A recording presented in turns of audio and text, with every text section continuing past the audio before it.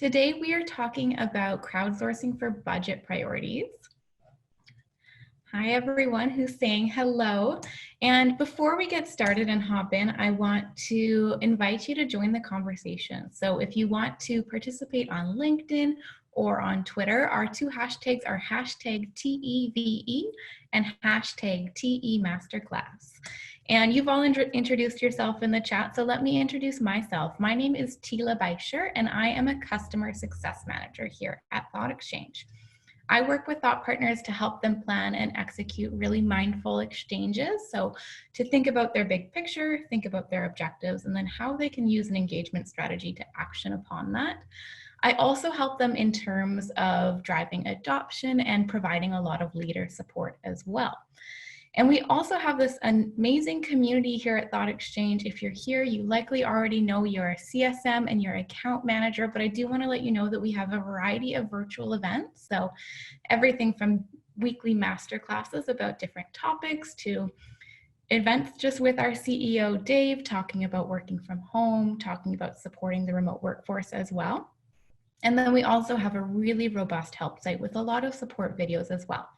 So a couple housekeeping pieces. You are muted during this webinar, and we will have a Q&A exchange at the end of this where everyone can participate and rate the thoughts of each other. So if you want to add your questions to the chat throughout, please do, or you can wait and add them to the Q&A at the end. And we have 30 minutes scheduled for today. We're going to do about a 15-minute presentation, maybe 20 minutes, and then we'll wrap up with that exchange, as I mentioned.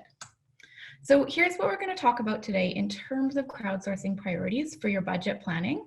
We're going to really acknowledge that because Thoughtexchange is such a quick and efficient way to dig deeper into the voices and perspectives of your stakeholder community, you can leverage it to shape your budget and to really learn some insights to help inform you. And budget exchanges were a common use case at Thoughtexchange before COVID-19, and they're becoming an even more common use case now. And so we've really accumulated a lot of knowledge over the past years, and then specifically related to COVID-19 over the past couple of weeks, about how to leverage the budget exchanges in order to make those changes that you need to make. And really acknowledging that organizational context that we're all in right now are that things look different for 2020, 2021 than we had initially thought that they would. So how can we pivot as organizations? And so these are the 4 things that we're going to talk about today. We're going to go over being really clear on your organizational context and your objectives, developing a budget engagement strategy. We'll talk about the specific design details that inform a successful budget exchange, and then talk about actioning and sharing results back. And as I mentioned, add your questions to the chat or wait for the end when we do that exchange Q&A. So let's get started talking about considering objectives and organizational context. And if we think about the reality of the situation that we're in right now, many organizations are facing budget changes, and that's just the reality of the upcoming economic changes that are happening. And so, as I mentioned, we've been seeing a lot of thought partners be running exchanges to address this issue. And what I really want to have you take away from today is to have thought deeply about what your organizational context is, what the climate is that you're launching into before you actually launch your budget exchange. And so if we think about this and running exchanges about such a hot topic, and I say a hot topic because when you tie money to a decision, it does become quite emotional for some people. There's a lot of things at stake. And so what you can do is to really leverage your social capital. Your social capital is the agreement that you have with your stakeholder group to have a lot of trust and vulnerability and to have their buy-in in terms of your decision making. And so you can start building that now before you even start running budget exchanges, and start building that social capital. Because exchanges build trust and transparency, you can really start to leverage hearing honestly what people's priorities are. So the more trust that you have, the more honest that people are, so the more it informs your ultimate budget decisions through their wise participation. And if you consider your organization and where they're at in that process of social capital, ask yourself if they are prepared for an exchange about this topic. Are they ready to have this hard conversation using Thougexchange? If not, you might need to build some trust in the platform. So maybe you're thinking about considering a tiered rollout or engaging about a different topic first to get everyone into the platform, to understand how it works, to see that it is a safe and confidential anonymous space, and to see how you as a leader respond to the exchange. And a really good idea for this right now, a place that a lot of people are starting is talking about distance working or distance learning, or using it to support live virtual events too. And so if you're using it now, then when you send out the ask for the budget exchange, it doesn't feel like as much of a shock. People are used to the process already. And then if we're thinking about this objectives and organizational context, there's really 4 points that I'm going to encourage you to consider. The first is, what do you need to know? So acknowledging that the budget planning process does have a variety of steps. You're going to start with planning, then you're going to do a proposal, and then you're going to reflect upon that proposal before you actually action upon it. Consider where you are in those changes. What are the areas where you have leeway to have conversation, and what are the areas that are non-negotiable? And then think about, what conversations do you need to have to make action upon which step that you are at, and then build from there. And so what I would encourage is to really work with your leadership team and get their agreement into where you are in the plan and how your exchanges will inform that. And so it's not just about getting stakeholder buy-in, so that social capital isn't just from your participants, it's also from your leadership team and from your support team as well. So you really want to ensure that you have full support of your leadership team to be running these exchanges and to be completing your engagement in this way. You want to have agreement early on in the planning process of what your marketing strategy is going to be, how you're going to communicate out what your language is, and then also what your timeline and your results are. So a big piece of budget exchanges, and we'll get to this in a little bit, is the importance of sharing results to inform progress. And I mean sharing results with your participants. So sharing back with anyone who participated in the exchange, this is what we heard from you. And so getting your leadership agreement to do that ahead of time is really powerful. And then another thing to consider when you're thinking about who to loop in for agreement when it comes to this exchange are any bargaining bodies or involved stakeholders. And by that, I mean any unions, any external funding sources that you have, people who have influence on the budget, who might not be your direct leadership team, but do need to be brought into agreement for this. And so inform them ahead of time of your exchange plan so that there are no surprises. And then the next thing that you're going to want to do is to develop a really strong plan and a timeline. And by that, I mean that exchanges about budgets are rarely a single exchange. Oftentimes they're a sequence of exchange or a series of exchanges. And for that, you'll need to create a really crisp timeline. When are we doing each step? When do we need to have the results actioned upon by? How do we need to meet this ultimate goal as well? And so really the other component of that too is not just when, but who you're involving. And when you're thinking about a constituent engagement strategy, you need to be mindful of who needs to be involved, so which stakeholders that you're inviting at each step, and make sure that you are continuously inviting the correct group of people to have as diverse a group participating as possible. Another thing to really keep in mind is that a budget exchange can be quite contentious. As I mentioned at the start of this, it's a really hot topic issue. And so the more that you can be transparent about dates for participation, about expectations for when people can see results shared back, then the more trust that people have in the process itself. And if you think about what I mentioned that you'll likely run a sequence of exchanges. We'll get to that in the next slide, but you're likely going to dig into some planning, some proposal, and then reflections or understanding, as I mentioned. And then the last piece here is really important, and it's what I would encourage that all of you consider after this session, is supporting your team. And so beyond just getting that leadership agreement, your team is going to be involved in working with these exchanges. So whether that means that they're doing the translations for you if you're offering it in multi-languages, maybe they're going to support you with completing the moderation, or they're building your communications plan with you. The budget exchanges really rely on vulnerability, and it can be really hard to discuss funding. It can be harder to talk about cutting or reshaping budgets. And so how can you support your team to be vulnerable in that space that you are as a leader? And if they're new to using Thoughtexchange, what you can consider doing is before launching the exchange, so even just at the start of the planning process, really discuss as a team how you're going to manage the feedback. Talk about the fact that there's going to be positive things and there's going to be challenging things, and how do you want to approach that as a team. And then during the exchange, make sure to really check in with your team members, understand how they're experiencing the process. And then before sharing out your post-exchange plans, to remember that we're always going to be sharing the results back, check in again with them to make sure that they're owning the plan, that they saw the value in gathering the feedback, and to really be modeling vulnerability.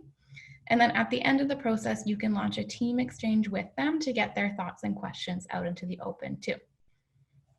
Perfect. So I'm actually going to add a link into the chat here that you can use as a resource afterwards. I'll pop it in right now. This is a really wonderful support article that we have about supporting your team through difficult exchanges like this, and it goes through all of those steps there. It also has some great videos from some of our thought partners, some of our exchange leaders, about how they've managed situations like this. Perfect. So next up, let's talk about engagement strategy and the exchange sequence. So as I mentioned, most budget exchange series or engagement strategies have 3 primary exchanges. They have a planning exchange, a proposing or an announcement exchange, and then a reflection exchanges. Really, if you think about the type of conversation that a budget change requires, it's not a singular exchange. And so having this holistic approach from start to finish of the process allows you to not just to be maintaining communication throughout the entire process, but it also allows you to really market your decisions. You're able to speak and have an opportunity to put your ideas in front of people, in front of your stakeholders at every step of the way. And then the other thing that you're really doing is building trust and buy-in throughout the process. So maybe people are hesitant during your planning exchange, but by the time that they get to your reflections one, they may feel really confident because you've demonstrated vulnerability, you've demonstrated active listening, and you've shared the results back with them. And so what I wanted to do was talk through some of the questions that you can ask for each of these 3 steps. And then at the bottom row, we have kind of 2 alternate exchanges that you can run to support this process. So the first one is planning, and that is to hear from your stakeholders what their priorities are in terms of the upcoming budget changes. And that can be a really simple question, like what are your top priorities for the 2020-2021 budget? And this gets to the heart of the priorities. You're going to leave with a prioritized list for the year to take forward and to inform your budget work. And I'm just going to pop into the chat some sample questions as well. If that question isn't exactly what you want to ask, I've added some extras into the chat that you can consider too. But really what you may find here is this might go 2 ways. So one, you might have the results to guide your budget proposal, and you can use your prioritized list to inform the changes, create your proposal, and then run your follow-up proposing exchange. Or the exchange may demonstrate that there's still a lot of education needed for your stakeholder group, and then you can use that exchange to narrow the gaps where people need more information. And so you can either, then you could run another planning one after you shared some results back. Maybe you use the questions that show up to build an FAQ, share that out. Maybe you even address the questions at a virtual event. You could do something like a Facebook Live or a town hall and talk through what came up in the exchange. So the second part of the process is the proposing and announcing step.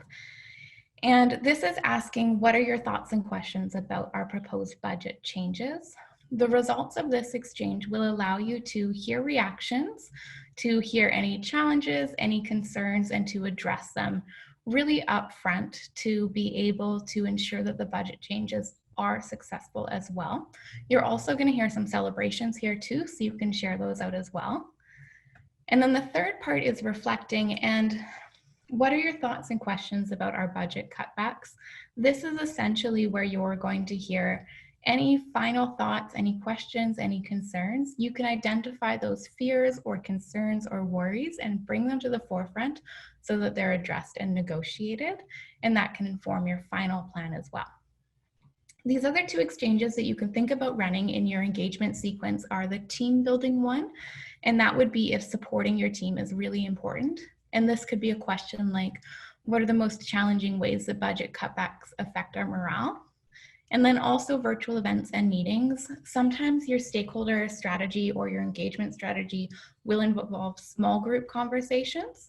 So perhaps that's meeting with all of your site managers at a virtual meeting. You could have all of them participate in a live virtual meeting exchange to address priorities there, and even to ask questions about upcoming budget changes too. So leverage all of these, but remember that the sequence that you will likely move through is planning, proposing and announcing, and then reflecting as well. Perfect. So we know which questions that we're asking and when, according to where we are in the process. And there's 3 really big design details that I want to point out to you and make sure that you're aware of when you think about running exchanges. Again, because these are more contentious, they can be more hot topic, the design really does impact the ultimate experience for the participants.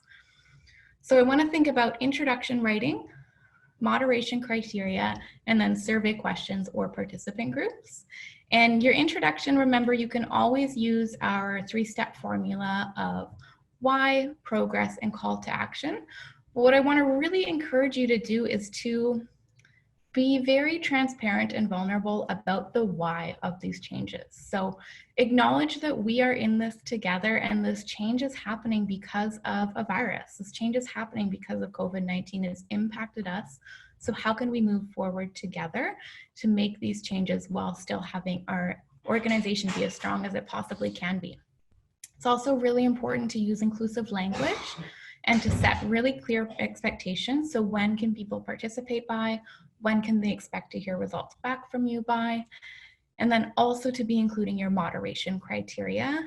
And because budget exchanges can be that hot topic again, having a really robust understanding of moderation from everyone on your team is essential.